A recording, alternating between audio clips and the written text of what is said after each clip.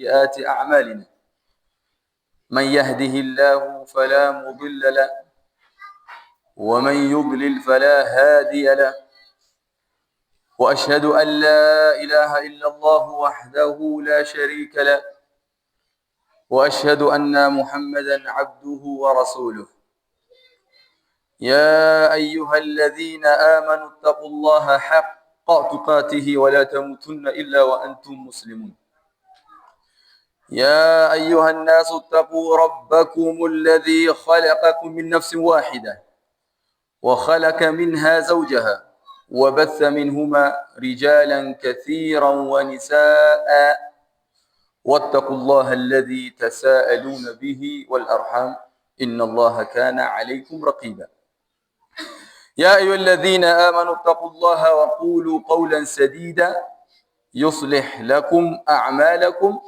ويغفر لكم ذنوبكم ومن يطع الله ورسوله فقد فاز فوزا عظيما أما بعد فإن أصدق الحديث كتاب الله وخير الهدي هدي محمد صلى الله عليه وسلم وشر الأمور محدثاتها وكل محدثة بدعة وكل بدعة ضلالة وكل ضلالة في النار أوصيكم ونفسي بتقوى الله عز وجل فقد فاز المتقون عباد الله. Ametusimulia katika miongoni mwa masahaba Abu Dharr عن النبي صلى الله عليه وسلم. Hii ni katika hadithu al-Qudsi ambayo anatusimulia Abu Dharr عن النبي صلى الله عليه وسلم فيما روى عن ربه أنه قال يا عبادي كلكم ضال إلا من هديته كلكم ضال إلا من هديته فاستهدوني أهلكم. Hadithi hii ni katika miongoni mwa hadithi al-Qudsi ambaye anazungumza Mwenyezi Mungu Subhanahu wa Ta'ala. Katika hadithi hii anasema ya ibadi, enyi waja wangu, ni maana wanadamu. Mwenyezi Mungu anasema kullukum dhalun, nyote ni wenye kupotea. Na makusudio hapa katika hadithi hii, nyinyi ni wenye kupotea, hapa inakusudiwa asli ya mwanadamu ni mwenye kupotea. Mwanadamu ambaye aishi katika muongozo wa Mwenyezi Mungu Subhanahu wa Ta'ala au muongozo wa mtume wote, basi huyu mwanadamu asili yake ni mwenye kupotea, kwa sababu mwanadamu bila muongozo atakuwa anaongozwa na nafsi, na nafsi ambayo imejaa shahwa, matamanio mingi. Kwa hivyo Mwenyezi Mungu Subhanahu wa Ta'ala anamdescribe mwanadamu asili yake kwamba ni mwenye kupotea. Kisha Mwenyezi Mungu Subhanahu wa Ta'ala akasema illa man hadaitu, isipokuwa yule ambaye nimemuongoza. Hapa tunapata mafundisho muhimu sana. Mwanadamu mama atakavyoishi, yeye ni muftakirun ila Allah, anamhitaji Mwenyezi Mungu Subhanahu wa Ta'ala. Mama atakavyokuwa na akili, bado anamhitaji Mwenyezi Mungu Subhanahu wa Ta'ala katika muongozo wa maisha yake ya dunia na katika muongozo ambao siku atakutana naye. Tukichukua mfano muongozo ambao unaweza kutusaidia katika maisha, angalia katika Qur'an. Mwenyezi Mungu amedescribe baadhi ya vitu ambavyo mwanadamu anafaa ale, ambao Mwenyezi Mungu amemhalalishia, na kuna vitu ambavyo Mwenyezi Mungu amemharamishia, kwa sababu huu ni muongozo Mwenyezi Mungu anampa mwanadamu huyu, kwa sababu akila vile vitu vitakuwa ni vyenye kumdhuru. Na mwongozo wa maisha sasa ya baada ya akhira ni ule mwongozo sasa wa kiibada. Mwenyezi Mungu asema yule ambaye hajapotea ni yule ambaye niliyemuongoza, yuko katika muongozo wangu. Kisha Mwenyezi Mungu akamalizia katika hadithi hii, fastahduni ahdikum, basi takeni msaada au takeni hidayah, uongofu kutoka kwangu, basi mimi nitawaongoza. Hapa kuna ishara muhimu sana ambayo tunajifundisha kwamba hii hidayah, uongofu, kuna haja ya mwanadamu kuutafuta. Kuna haja ya mwanadamu au utafute, si jambo ambalo linakuja tu hakika. La, kuna muongozo ambao lazima aufuate. Yani kwa sababu Mwenyezi Mungu anasema takeni muongozo kutoka kwangu, lazima mwanadamu atake. Kisha anapokuwa sasa anataka, bimaana anafuata, kisha Mwenyezi Mungu asema ahdikum, ndiyo nitakuongoza. Hapa kuna mafundisho ambayo tumejifundisha katika hadithi hii ya khulasa, kwamba mwanadamu asili yake bila muongozo ni mwenye kupotea. Kisha muongozo ambao anatakiwa aende nao ni muongozo wa Mwenyezi Mungu. Kisha muongozo huu ataupata vipi? Mpaka autake kwa Mwenyezi Mungu Subhanahu wa Ta'ala. Hii ndio khulasa ya hadithi hii. Katika hii nukta ya mwisho, Mwenyezi Mungu anataka sisi tutake uongofu. Kisha Mwenyezi Mungu anatuahidi, hii ni guarantee. Mwenyezi Mungu asema kwamba mkitaka muongozo kutoka kwangu, basi mimi nitawaongoza. Lakini sasa tukiangalia wanadamu ambao wingi, je, wamefuata mwito huu wa kwamba watake uongofu kwa Mwenyezi Mungu Subhanahu wa Ta'ala, au watake kisha wawe ni wenye kuongoka? Basi tufungue Qur'an tuangalie Mwenyezi Mungu Subhanahu wa Ta'ala anawadescribe vipi wanadamu. Mwenyezi Mungu anasema katika Qur'an, asema inna Allaha ladhu fadlin ala an-nasi walakinna akthara an-nasi la yashkurun. Mwenyezi Mungu amefadhilisha wanadamu wengi katika neema sampuli, lakini cha ajabu na cha kusikitisha kwamba akthari nasi, wingi, la yashkurun, hawashukuru. Na katika miongoni mwa kushukuru Mwenyezi Mungu ambao ziko katika level ya juu ni kutumia zile neema zake ambazo amekuruzuku wewe katika kumtii yeye. Hiyo ndio katika level ya juu. Kwa sababu wewe ukitumia macho katika kufanya jambo zuri, ukitumia ulimi wako katika kusoma Qur'ani, ulimi ni neema, umetumia katika jambo ambalo Mwenyezi Mungu analipenda, huku ndio kushukuru, na ndio kushukuru kwa hali ya juu sana. Na mwanadamu mama atakavyofanya katika maasi, ajue kwamba katika maasi yale anayoyafanya, ajue anamuasi kupitia kwa neema ya nani? Ya Mwenyezi Mungu Subhanahu wa Ta'ala. Kwa sababu wewe ukadanganya, unatumia ulimi ni neema. Kwa hivyo unamuasi. Hakuna mwanadamu atamuasi isipokuwa anatumia neema ya Mwenyezi Mungu katika kumuasi. Kwa hivyo Mwenyezi Mungu asema wingi katika watu hawanishukuru. Wingi katika watu hawanishukuru. Maana yake hawatumii zile neema ambazo nimewapa katika kuniabudu au katika kutii yale ambayo nimemwamrisha. Aya nyingine Mwenyezi Mungu Subhanahu wa Ta'ala anasema walaqad sarrafna linnasi fi hadha alquran min kulli mathal, hakika sisi hii Qur'ani tumebainisha tumebainisha kwa kuweka kila mifano ili mwanadamu apate mazingatio katika hii Qur'ani. Hii ndio uslubu ambao Mwenyezi Mungu Subhanahu wa Ta'ala ameweka katika Qur'ani.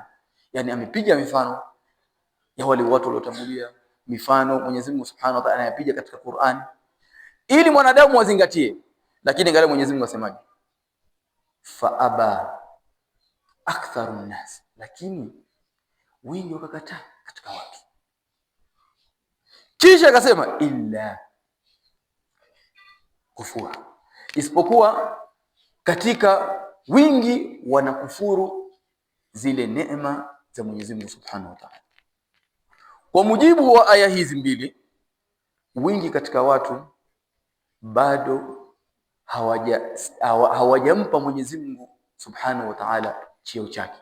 Ndio Mwenyezi Mungu anasema wama qadarullaha haqqa qadrihi, hakika hawajamuadhimisha, hawajamweka Mwenyezi Mungu Subhanahu wa Ta'ala kwa anavyostahili. Hii ndio hali ya wanadamu wengi kama Mwenyezi Mungu anatuelezea.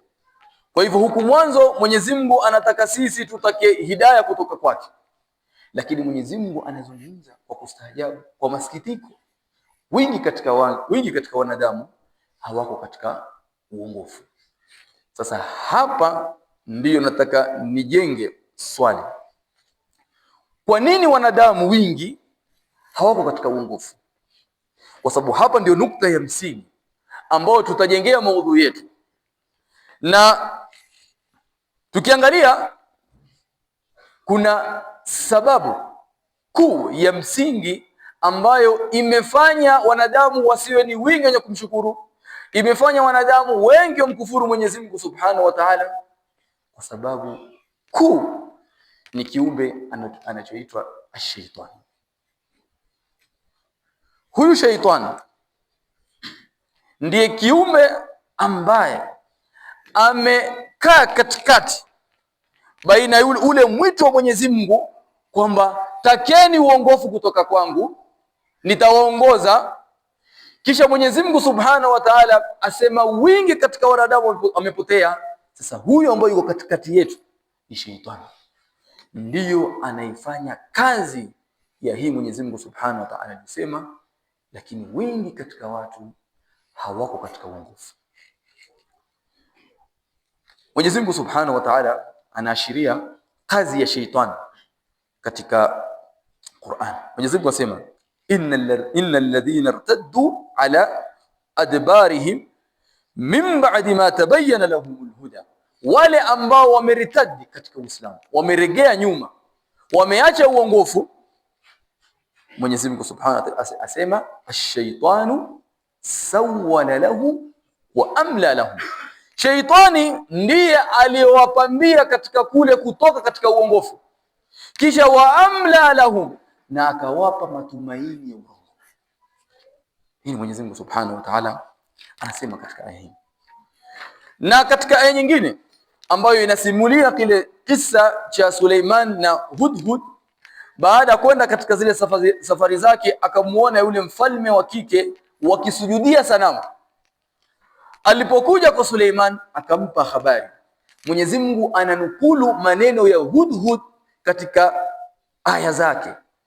Haya ni maneno ya Hudhud, anamuelezea Suleiman, asema wajadtuha wa qaumuha yasjuduna lishamsi min dunillah.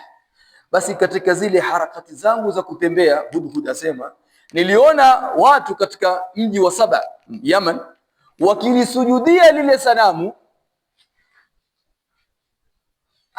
pasina asiyekuwa Mwenyezi Mungu Subhanahu wa Ta'ala. Kisha asema Hudhud, wazayyana lahumush shaytanu a'malahum, shaytani ndiyo aliwapambia amali ile ya kumkufuru Mwenyezi Mungu Subhanahu wa Ta'ala. Kisha fasaddahum anis sabil, kisha akawazuia katika ile njia ya Mwenyezi Mungu Subhanahu wa Ta'ala. Kwa hivyo nukta ya kwanza, shaytan ndiye kizuizi cha sisi kuwa katika mstari wa sawa. Shaytani ndiye anayechukua role kubwa ya kututoa katika ule uongofu wa Mwenyezi Mungu Subhanahu wa Ta'ala.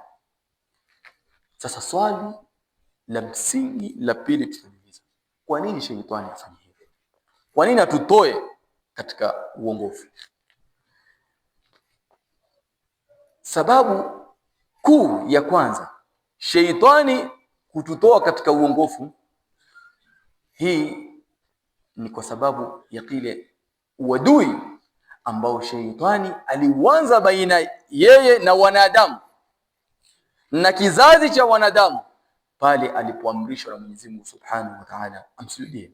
Imekuja Story hii Mwenyezi Mungu ameinukuu katika sura tofauti tofauti. Mwenyezi Mungu Subhanahu wa Ta'ala alipomwamrisha Iblis amsujudie Adam akakataa. Baada ya kukataa Adam, kwa hivyo hapa kwanza akatangaza vita yeye na Mwenyezi Mungu Subhanahu wa Ta'ala. Hii ndio sababu ya kwanza Sheitani anakuwa yeye nafasi ya kutuzuia sisi katika uongofu kwenda kwa Mwenyezi Mungu Subhanahu wa Ta'ala. Ndio Mwenyezi Mungu Subhanahu wa Ta'ala aelezea, asema inna shaytana lakum aduwwun fattakhidhuhu aduwwan, kwamba huyu Sheitani ametangaza uadui na nyinyi, basi ni adui yenu, na basi nyinyi wanadamu kitu mnachotakiwa kwake na nyinyi pia kumfanyia uadui. Sasa Sheitani ni adui, ananifanyia mimi uadui, lakini simuoni. Vipi na mimi nitaregesha uadui kwake? Simple, fakhalifu, mukhalifu. Kwa sababu Sheitani kazi yake ni kukuamrisha, kama tutakavyoona kule. Kwa hivyo Sheitani katika uadui number 1 ambao waweza kumregeshea yeye ni kumkhalifu. Anapokuwa anakuamrisha jambo ambalo unamuasi Mwenyezi Mungu, wewe kitu unachotakiwa unaja kuna kushika panga umpige, utamwona bwana Ibilisi ni mkhalifu. Anapokuambia hivi nenda kinyume, anapokuelekeza huku nenda huku. Hiyo ndio njia na tekniki ya muumini katika kumshinda Sheitani, mkhalifu. Kwa hivyo sababu ya kwanza, Sheitani anatuzuia sisi katika uongofu, ni adui yetu. Katika sababu ya pili, Mwenyezi Mungu anaendelea katika aya hii akielezea innama yad'u hizbahu liyakunu min ashabi sa'ir. Na sababu ya pili ni kwamba anaita jeshi lake ili apate kuingia nalo motoni.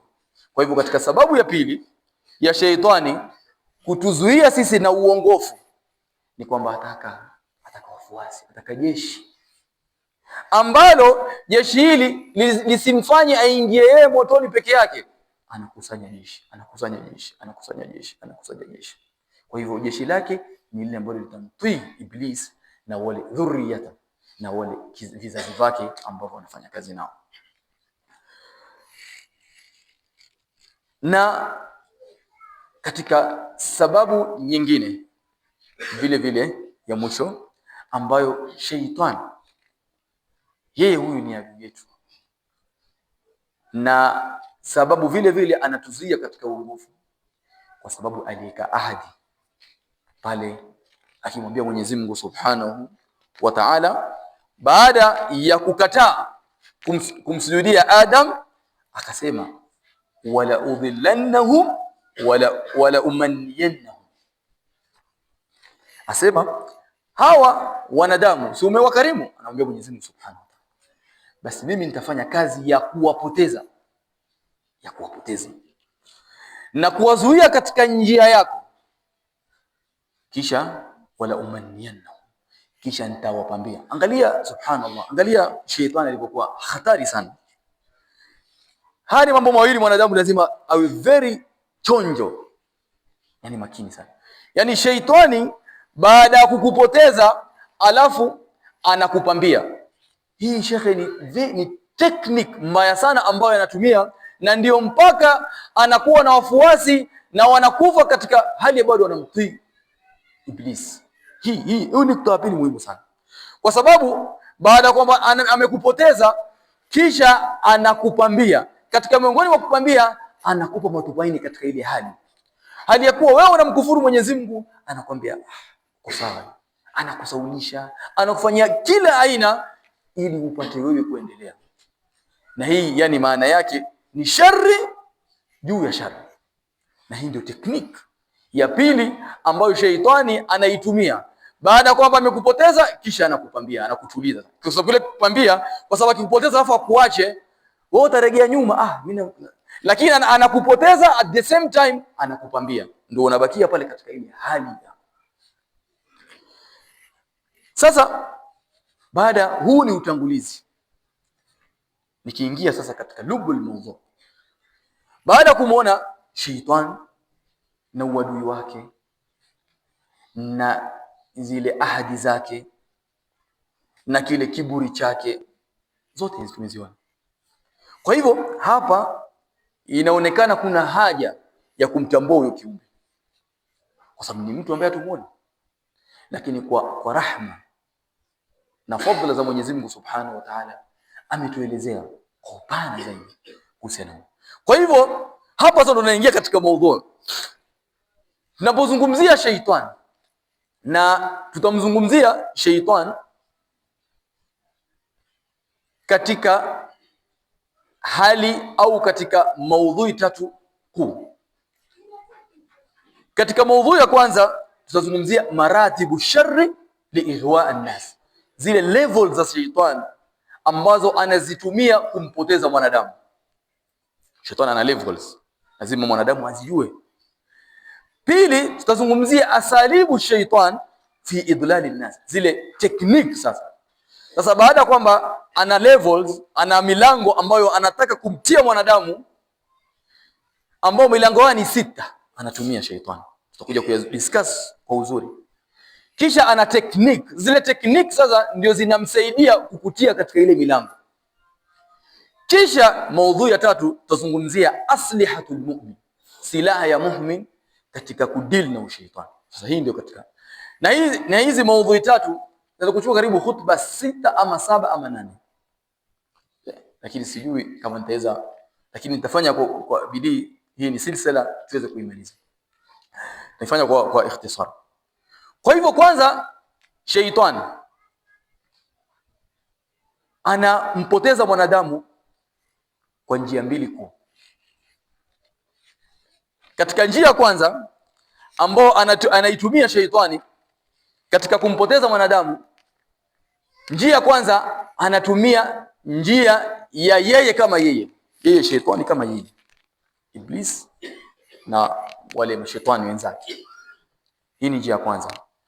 Na njia pili, sheitan anaitumia kupoteza mtu kama akiwa intermediate, yani anatumia means lakini kumpoteza mwanadamu. Na hii katika miongoni mwa means ambazo anazitumia kwanza ni nafsi ya mwanadamu. Hii nafsi ya mwanadamu, na Mwenyezi Mungu anaidescribe nafsi ya mwanadamu, asema inna nafsa la ammaratun bisu, nafsi asili yake inakuamrisha katika mambo mabaya, yani katika zile shahawati. Sasa sheitan anatumia ile nafsi kuiboost katika wewe, kukutoa katika nini? Hidayah. Ini katika. Na katika jambo la pili sheitan analitumia, hii njia ya pili katika ile kuwa intermediate, anatumia dunia. Hii dunia hii tunaiona hii, sheitan anaitumia katika kupoteza mwanadamu. Na katika dunia kuna vipengele anaviconsider sheitan, na ndio maana Mtume sallam anaisifu dunia. Mtume anasema inna dunya hulwatun khadiratun, dunia ni tamu. Maneno Mtume, tamu kisha khadiratun, maana yake ya kijani. Angalia balagha ya Mtume sallallahu alaihi wasallam, asema hulwa, tamu, kisha kijani. Hapa kuna fitna, kuna means mbili ambazo ziko katika hii dunia. Mwenyezi Mtume anadescribe, maana yake hadiratun ni kijani. Kijani yani hapa nakusudia kala inakuwa attracted na macho.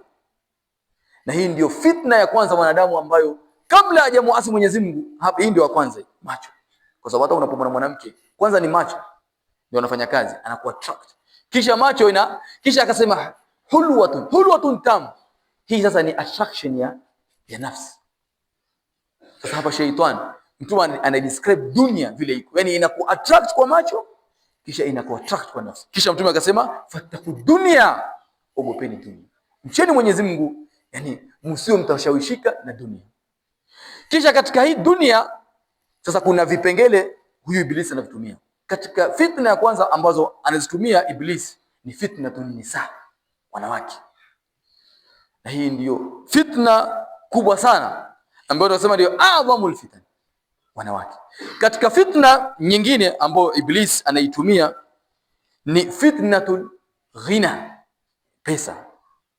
Na ndio maana Mtume alitufundisha dua hii, mtu aikariri dua hii. Mtume akisema Allahumma inni a'udhu bika min sharri fitnatil ghina wa min sharri fitnatil faqr. Na katika nyingine vile anayetumia vile ufakiri, umaskini, ufakiri pia ni katika kipengele Iblis anakitumia katika kupoteza mwanadamu. Lakini angalia Mtume sallam alivyodescribe vitu vile, amedescribe ufakiri na utajiri, lakini utajiri ameika sharri fitna, lakini ufakiri hakuweka sharri, ameweka tu fitna, kwa sababu shari ya utajiri yani chances ya kukupoteza shetani katika utajiri mkubwa zaidi kuliko umaskini. Kwa sababu ndio maana ukisoma wale mikafiri waliotangulia kina Firaun na kina Namrud na wengineo, utaona wale walisifika na utajiri. Ndio maana Iblis na ni Firaun anajisifu kumwambia Musa, nani Musa na nini? Ana nini katika Misri? Hana dhahabu, ana chochote, maskini. Chungaji mbuzi na nini? Ana chochote. Iblis na ni Firaun, pesa. Lakini ufakiri mtume hakutaja shari, amesema Allahumma inni a'udhu bika minal faqr. Lakini ghina, Allahumma inni a'udhu bika min sharri fitnatil ghina. Kwa hivyo utajiri kuna shari kidogo, yani maana yake uzito uko zaidi. Hii ni katika maudhui nyingine, siko huku mimi niko na number 1 niliposema ile sampuli ya sheitani anaotumia katika kupoteza mwanadamu. Hapa kule number 1, sheitani anampoteza mwanadamu yeye kama yeye. Hapa ndio katika topic yangu hii, nimegusia tu hii ya pili. Kwa hivyo sheitani anampoteza mwanadamu katika hali mbili: hali ya yeye kama yeye, anafanya kazi yeye kama yeye na kutumia ile jeshi lake, na fitna ya pili anatumia means, ndio hii anakuwa intermediate. Hii tuiache, tu number 1. Kwa hivyo katika maudhui number 1 ambao tutaizungumza katika kumzungumzia sheitani sasa ni maratibu shari. Ndio the main topic sasa. Hii yote ilikuwa ni introduction. Maratibu shari, zile levels au milango ambayo sheitani anakwenda mbio kwa ajili ya mimi na wewe unayenisikiza katika kutupoteza. Ana milango 6, na mazungumzo yangu itakuwa nikitegemea katika kuizungumza maratibu haya na maneno au na kitabu cha mwanachuoni Ibnul Qayyim katika vitabu vyake viwili, Madarijus Salikin na Bada'iul Fawaid Ibnul Qayyim. Haya ndio takuwa yanatuongoza katika hii silsila ya khutba. Katika mlango wa kwanza ambao sheitani anakwenda mbio katika kumpoteza mwanadamu, na ndio mlango ambao anapupa zaidi amtie kila mwanadamu. Na hii milango kama tutakuwa tunapeleza inakwenda kulingana, tunaanza na uasi ikija chini. Katika mlango wa kwanza ambao sheitani anautumia ni al-kufru wa shirku wa muadatullahi wa rasul. Mlango wa kwanza shetani anautumia katika kumpoteza mwanadamu ni kumtia katika ukafiri na kumtia katika ushirki na kumfanya awe ni adui ya Mwenyezi Mungu Subhanahu wa Ta'ala na mtume wake. Hii ndio mlango wa kwanza ambao sheitani anataka kila mwanadamu yote aingie hapa, na ana malengo, kwa sababu hapa hakuna msamaha mbele ya Mwenyezi Mungu Subhanahu wa Ta'ala. Ukifa katika hali hii unamshirikisha Mwenyezi Mungu Subhanahu wa Ta'ala, umekufa umemkufuru Mwenyezi Mungu Subhanahu wa Ta'ala, basi hakuna msamaha mbele ya Mwenyezi Mungu Subhanahu wa Ta'ala. Kwa hivyo Mwenyezi Mungu Subhanahu wa Ta'ala asema kamathali shaitani idh qala lil-insani kfur. Hai ni mfano wa shaitani ambao anamwambia mwanadamu kufuru, anamuita katika kufuru. Na hii ndiyo mlango wa kwanza, na Ibn Qayyim anaelezea katika kitabu chake, asema shaitani anapompata mwanadamu katika mlango huu na akamuingiza katika mlango huu, basi shaitani anastarehe, anafurahi, anasema huyu kazi yake kuisha, shamalizana naye. Kwa sababu kama utamkufuru Mwenyezi Mungu, utamshirikisha Mwenyezi Mungu, yale madhambi mengine yatakuwa rahisi kumaliza. Kwa hivyo Ibn Qayyim asema basi sheitani akiweza kumpata mwanadamu katika mlango huu na mwanadamu huo akawa ni mwenye kumkufuru Mwenyezi Mungu Subhanahu wa Ta'ala, basi sheitani anastarehe katika zile kwenda mbio kwake. Na baada ya hapa Ibn Qayyim aelezea asema, kisha huyo anapokuwa sasa amemkufuru Mwenyezi Mungu, kisha sasa anamfanya kuwa ni mlinganizi wake na katika miongoni mwa jeshi lake. Subhanallah, maneno mazito. Kwa hivyo angalia shetani alivyokuwa mbaya. Yaani baada amekukufurisha, hakuachi tu la atakupambia utatulia hapo katika ukafiri na shirki ulionayo. Kisha sasa anakufanya jeshi ambao jeshi lake unakuwa sasa wewe ni mlinganizi wa kufuru, unamsaidia katika kazi zake. Na Mwenyezi Mungu Subhanahu wa Ta'ala anaelezea hii procedure hii katika Qur'an. Mwenyezi Mungu asema katika Qur'an, asema qul, amwambia mtume, amwambia ahlul kitab, Mayahudi na Manasara, asema ya ahlul kitab lima takfuruna biayati llahi wallahu shahidun ala ma ta'malun. Nyinyi watu wa ahlul kitab, Manasara na Mayahudi, mbona mwamkufuru Mwenyezi Mungu Subhanahu wa Ta'ala? Mbona? Kwa hivyo ina maana tactic, procedure ya kwanza shetani anafanya, anakufanya wewe unamkufuru. Kwa hivyo hii kufuru ambayo wameingia ahlul kitab, hii ni kazi ya shetani direct. Shamalizana nao, ashawatia katika kufuru Mayahudi na Manasara, wamewatia katika kufuru. Kisha aya inashuka, Mwenyezi Mungu anaelezea sasa ile number 2 jeshi. Sasa Mwenyezi Mungu anasema qul ya ahlal kitab lima tasudduna an sabilillahi man amana tabghuna iwaja. Sasa sasa washakuwa jeshi. Sasa hapa anawaambia nyinyi watu wa ahlul kitab, wanafanywa da'wa na Mtume sallallahu, mbona mnazuia watu katika haki? Sasa hii ni level number 2 ambao sasa baada ya sheitani kufanya kazi yake, ashamfanya jeshi, sasa naye pia anazuia watu katika nini? Katika njia ya Mwenyezi Mungu Subhanahu wa Ta'ala. Kwa hivyo Mwenyezi Mungu anaambia nyinyi ahlul kitab, mbona baada ya kwamba nyinyi mmekufuru, mbona mnazuia watu katika imani? Mbona mnazuia watu katika njia ya Mwenyezi Mungu Subhanahu wa Ta'ala? Kisha hapa Mwenyezi Mungu anazungumzia technique ambazo wanatumia hawa jeshi la sheitani katika kuzuia watu. Asema man amana tabghuna aywaja, wale ambao wameamini, bi maana ile dini walioiamini, yani mbona mnaitia dosari? Kwa hivyo hapa kuna vitu viwili, kuna waloamini na kuna kilichoaminiwa, bi maana dini. Kwa hivyo sasa katika technique ambao wanafanya, wanachafua kwanza wale waliomwamini, ambao wa kwanza kuchafuliwa ni Mtume sallallahu alaihi wasallam. Hiyo ndo number 1, lazima anze huko, kwa sababu akianza sisi watu wanaanza huko. Na ndio maana kuna vitabu takriban zaidi ya 2000 kuhusiana na Mtume, wamemchafua bwana Mtume sallallahu alaihi wasallam. Hii ni kisha na wale wafuasi kwa ujumla Uislamu. Sasa hii Uislamu unaoneshwa picha gani katika media? Uislamu dini ya terrorist, Uislamu dini ya majini. Hapa naingia katika hapa aya hii, tabghunaha iwaja.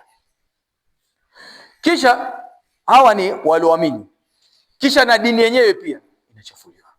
Kwa hivyo Muislamu ni terrorist, Muislamu ni mtu afuga majini, kisha dini yenyewe ya majini, dini yenyewe. Kwa hivyo anafanya kazi mbili, ya kumchafua Muislamu kama yeye na kuichafua ile dini yake. Kwa hivyo hii ndio kazi ambayo anaifanya ash-shaytan. Na sasa hapa nataka tufahamu kitu kimoja, pamoja na mbio zake anazokwenda, hatochukua wanadamu wote, kwa sababu Ibn Qayyim aendelea asema shaytani atakaposhindwa sasa katika hii level number 1, baadhi ya wanadamu ambao Mwenyezi Mungu Subhanahu wa Ta'ala amewapa nuru ya Uislamu, kwa sababu yule ambaye ana Uislamu ni ngumu sana shaytani kumtia katika ukafiri.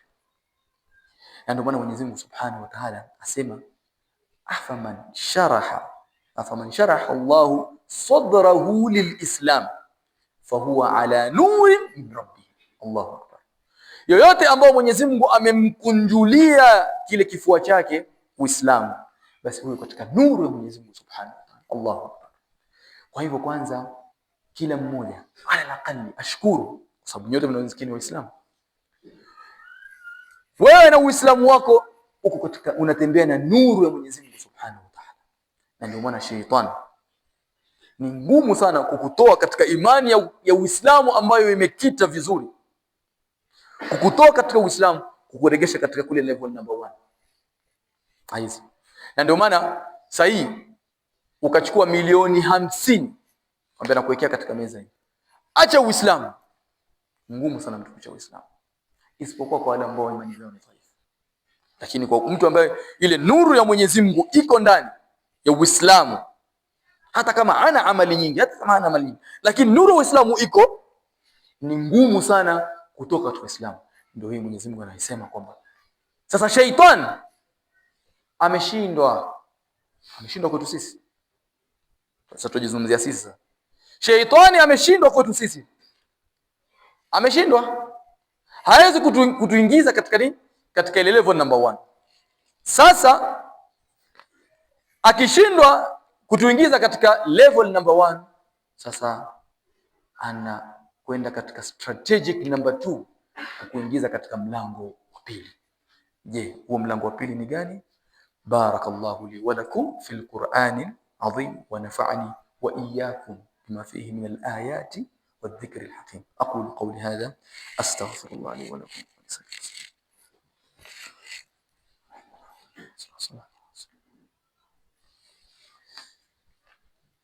Alhamdulillah rabbil alamin wassalatu wassalamu ala rasulillah wa ba'du. Kwa hivyo shaitani bado hajakuacha. Umesave katika mlango wa kwanza, lakini nakwambia na mimi nitakufa na wewe katika mlango wa pili. Je, mlango wa pili ni gani? Katika mlango wa pili ambao shaitani anautumia ni mlango wa bid'a. Bid'a. Nini maana bid'a? Bid'a maana yake ni uzushi katika dini.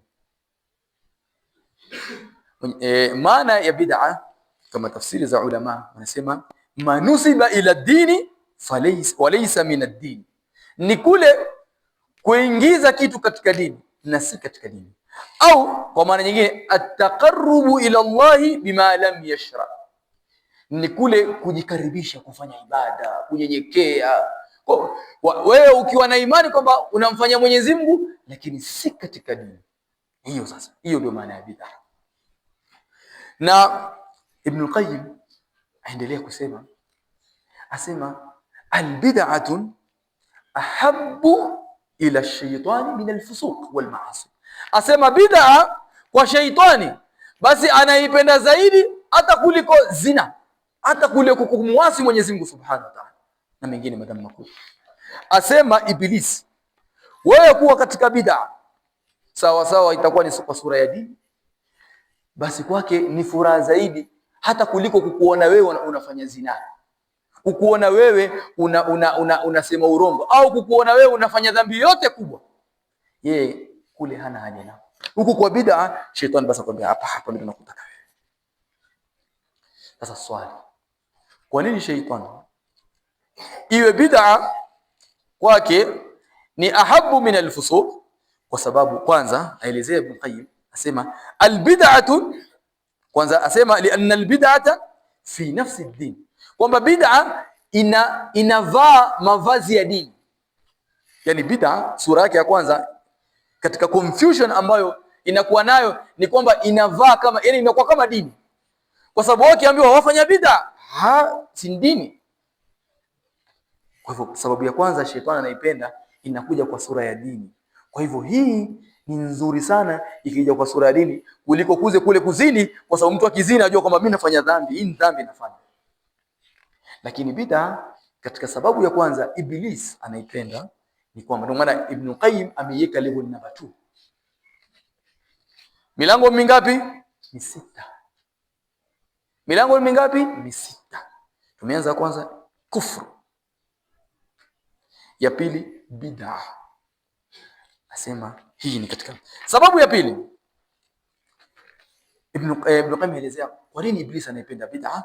Asema kwa sababu bid'a madharuha mutaaddi, yani madhara yake yanaenea.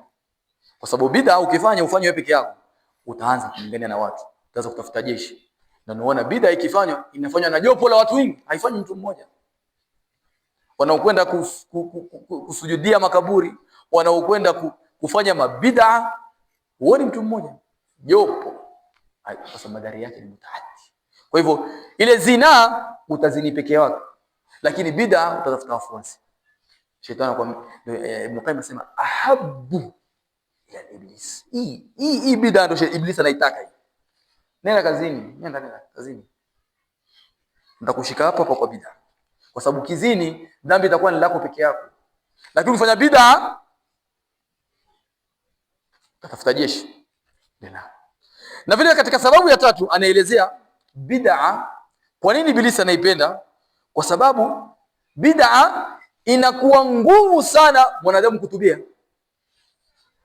Waweza kumshikia paka nyundo. Sheikh, bid'a, kwambia hii si bid'a. Si bid'a. Shetani anataka hiyo.